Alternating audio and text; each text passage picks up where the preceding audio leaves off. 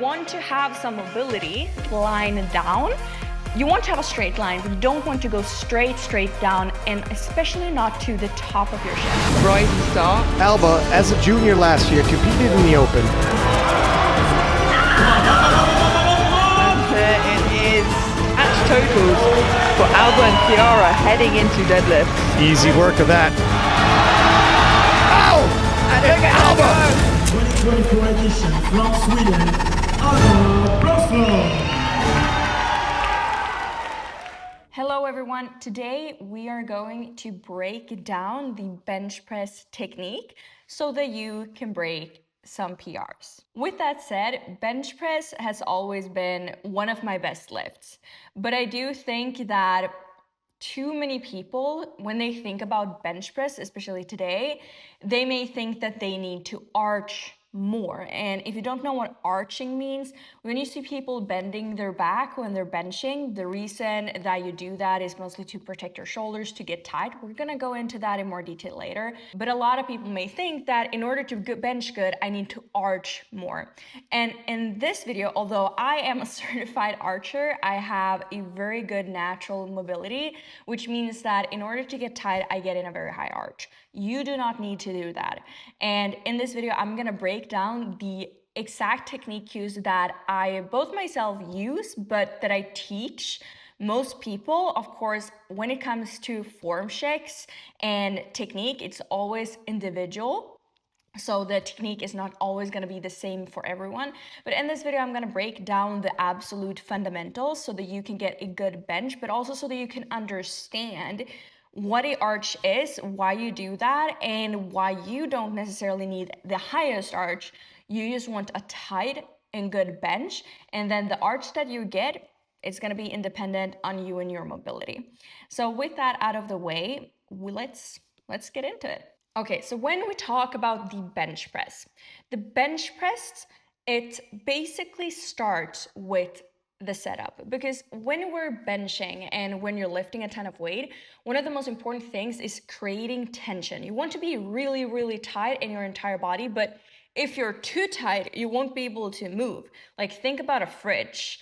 It's super stiff, it can't move. So you want to have some mobility so that you can flow and actually do the movement, but you want tension so that you don't break under the weight, because otherwise, if you have a heavy weight, you're just gonna crumble under it unless you have proper tension to create a resistance towards the weight, because gravity is pulling that weight down at all times. So you need to resist that. And so the setup in the bench press is one of the first tips that I'm gonna walk you through in this video, because it is truly the most important step in order to get a good bench press. Okay, so when we talk about the bench press setup, basically the setup consists of three parts. It's how you grip the barbell, and this matters. It's your feet placement, and then it's also your lift off, how you unrack the bar. And if you're someone who's been benching in the past, and maybe you've had someone else give you a lift off in the past, you may think, why does the lift off matter that much? Well, I would argue that everyone, unless you have a certain injury, can do a lift off by themselves, and in most cases it will actually help their bench because they will be in better control of their position. And if you do the lift off properly, a very heavy weight will feel easy. Just a quick story time, I used to always have a lift off, someone else lifting the bar off the rack for me. And then I had a competition where I failed the lift because the girl that did the lift off for me literally dropped it afterwards. I was not in control of the weight yet, and so she literally just dropped it, which caused me to go like this, and then I couldn't maintain my tension because it was max effort in that weight, and I missed it. And I thought, well, it's my fault for having a lift off. It's hard for the persons that are doing the lift off. It's tough. It's tough for them to make it perfect every time because everyone wants a different kind of lift off. So I decided that I'm gonna start learning how to do it by myself so that I won't be dependent on anyone. And now that I train alone most of the time, that's perfect. But I struggled a lot because I didn't really know what I was doing. I had some tips and guides that I was following, but I couldn't get it right. And for about a year, I struggled, and a lot of sessions ended with me in tears because I felt strong, but I just couldn't lift the weight off the rack that I wanted to lift, which caused me to fail lifts. And in one competition, I almost bombed out because I tried to lift it off by myself and I wasn't prepared to do so. So I've struggled with this a lot, but once I learned how to do it, now I can lift off basically anything, and it always feels easy in my hands. And sometimes in competitions I have commentators saying that just lifting the bar off is impressive considering my weight and everything, and I would say that it's not really, because it is literally just technique. So with that said, let's just start with the grip. So how you want to grip the bar is basically you don't want to grip however, because if you grip however you want, what's going to happen is you will be more likely to basically get pain in your wrists. And this is because we want to create a stacked position. Most people would grip the bar low in their hands and try to go something like this. And if you are like this, your forearm isn't stacked. So you want to have your hands like this and have the barbell in the middle of your hand, not in the top, for example, because then you're gonna have the weight here, and not in the bottom either, where you go like this, where you're in a grip where your forearm can be stacked underneath. And I talk about having the bar diagonally across your hand, as I show in the video here. So that's the first thing. That will make your entire bench feel better because you will stack your forearms, so you will be more solid and stable underneath the barbell. Very important. After that, you also want to focus on your grip width. And for this, I would say in most cases, for most people, you want to do a max width grip, which means that you put your index finger on the ring of the barbell. If your barbell has 2 rings, you would probably aim to go on the inner ring, because if it has 2 rings, the outer one is usually too far out, so you will maybe touch the rack. And if that happens, even if you have 1 ring, then try taking your pinky on that ring instead, because it's probably a weightlifting bar where the rings maybe are a little bit further out, because there are different barbells, so the ring is not always in the same place, but most of the case. So if you're almost touching the rack with your hands, go with your pinky finger on the ring instead. But otherwise, if it's a powerlifting bar, go with your index finger on that ring. Now, if this feels too wide, because for some people that have been benching, it feels too wide in the beginning and they feel weaker in the beginning, I would say trust the process and just get used to it, because after a while you will feel stronger in it. However, if it really feels uncomfortable and you don't want to give it that time, you can try a narrow grip where you go with your ring finger, your middle finger, or maybe even your pinky finger on that ring instead to have a narrower grip. The thing is, you're gonna have more potential for strength in most cases, especially for most people with a max width grip. But some people that are very, very tricep dominant, which could be the case for men more often than women, but if you're very, very tricep dominant, then you may be stronger with a narrow grip. So I'm gonna say try out the max width grip, but if it doesn't feel right for you, then you can change to a narrower grip as well. But in most cases, you're gonna be stronger with a max width grip. With the grip set and out of the way, you want to focus on where to put your feet, because your feet is extremely important, because in bench press, you don't just want to focus on lifting bar straight down and up from your chest. Most people may think about bench press as a chest movement, but bench press is a full body exercise where you want to have a good leg drive. Leg drive is so crucial in the bench press, so you want to have as good leg drive as you possibly can. And that's why where you place your feet matters.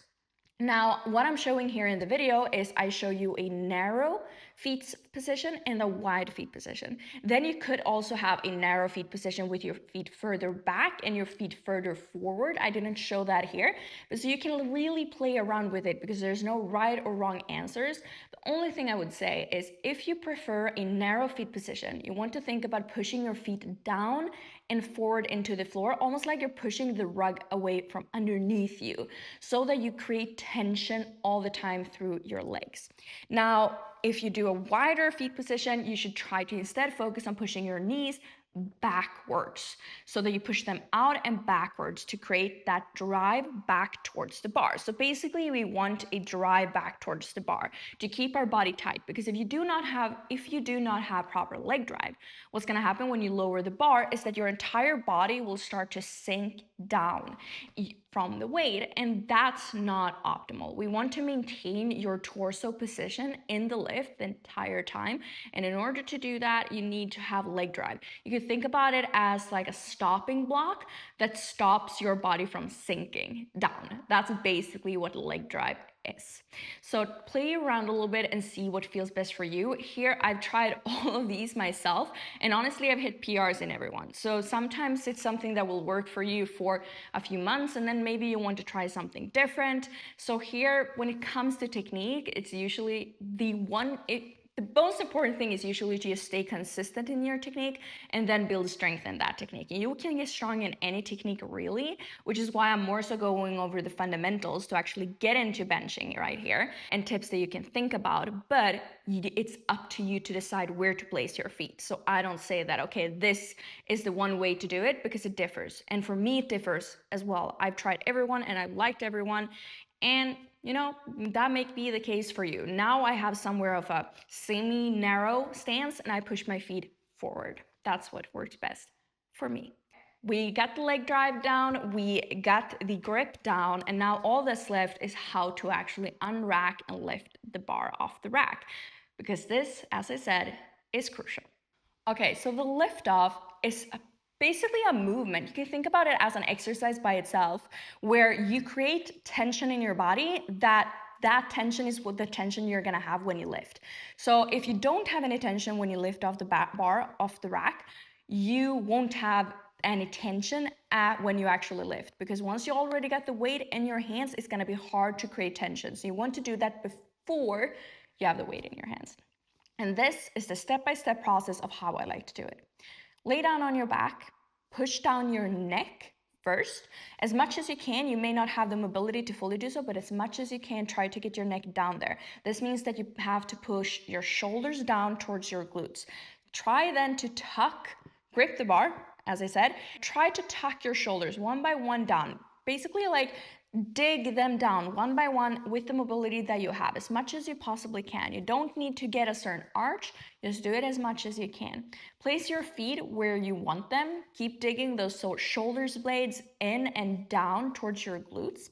And when you feel like your shoulders are down, your neck is in position, and you have a grip, and you have your feet positioned, go up on your toes, push your glutes up in the air, and then you can also squeeze your shoulder blades in a little bit better, because when your glutes is in the air, it will make it easier to have room to actually hug or to basically tuck the shoulders down even further, and that's why we do it. So push your glutes up, very important, and then you basically just want to glide back a little bit underneath the bar. Doesn't have to be much, but until you feel like the bar is right above your nose or something like that.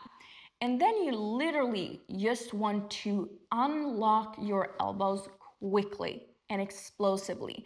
So the rack height that you're gonna have is very important, because if the rack height that you have is too high, you won't be able to go from bent arms to straight arms, right? And if the rack height is too low, it will be really heavy, because you're gonna basically have to do another lift. So you just want your arms to be slightly bent, and then you're just gonna unlock them. And when you do that, the bar is gonna come straight off. Another thing to think about is when you're doing this, you should aim the bar. So you should unlock your elbows explosively, but you should aim down towards your stomach. And this is why I also like pushing your glutes up, because if you push your glutes up, you will be able to see your stomach a little bit, because it will come higher than your chest. And so you can aim towards your stomach when you lift the bar off. So just explosively lift off by locking your elbows and push it while aiming forward. And then you're gonna be out.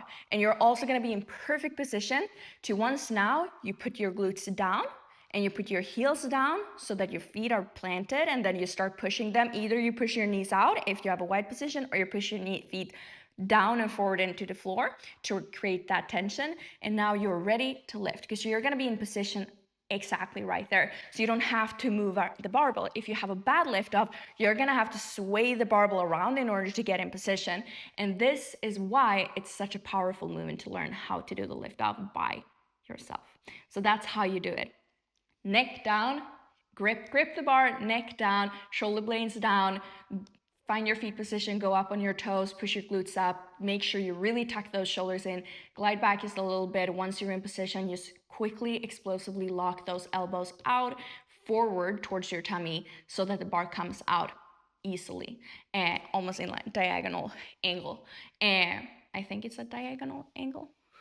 Excuse my English if I said that wrong, but in this kind of angle.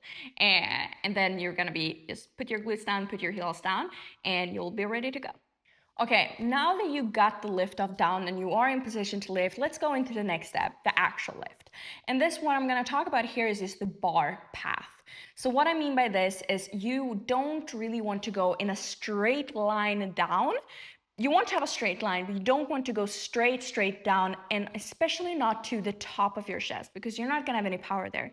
You also don't want to have the bar too far down towards your tummy because then you're also gonna not gonna have any power. You want a slight diagonal line where you go from the starting position you had and you go straight in a straight line down towards the bottom of your chest. So not your stomach, not the top of your chest, but just the bottom of your chest. And for girls, this would usually mean your sports bra band. That's a good direction to have, okay? So that's where you want to place the bar, and then you want to push it backwards when you go up in the same way that you came from, okay? So this is a very important thing because otherwise if you go really straight up and down, or if I mislift, this happened my first competition actually, I very often used to accidentally push the barbell forward towards my glutes instead of backwards towards the rack when I would press, and that would cause me to not be able to get the bar off my chest at all and miss a ton of lift for the first years that I competed every time when I was at a max effort weight. So what you really want to focus on is making sure that you press it backwards towards the rack. You don't have to go really backwards towards the rack like this, but just slightly so that you make sure you have that angle, because it's going to be way harder if you go forward because you're going to lose tension the further down you get towards your tummy. So that's why you want to focus on having a straight line but a slight diagonal one. Make sure you also touch this exact same place on your chest the entire time of the set. Like every single rep should look the same. And you can film this from the side to make sure that you're doing it properly. Now, if you follow these tips, I can guarantee you that your bench press will start to feel more confident and stronger with time. But like I said, the most important thing is staying consistent with the technique that you have all the time, every single session, okay? Because that's one of the biggest things that's gonna make you increase the weight. Because if you change your technique all the time, you're never gonna have progression in a certain type of technique. If you want more of my best cues and advanced cues to take your bench to the very next level, you can now join my latest coaching program, ALLSTRENGTH, that we recently launched. And this is a program where you get training programs to follow, you get nutrition advice, and we're gonna have a 16-week challenge very, very soon coming. Maybe even when you watch this video, it's gonna be there already. And you have a community that supports you, form checks inside the community. Check out the link below in the description of this video in order to join. And if you like this video, make sure to like and subscribe, and thank you for watching.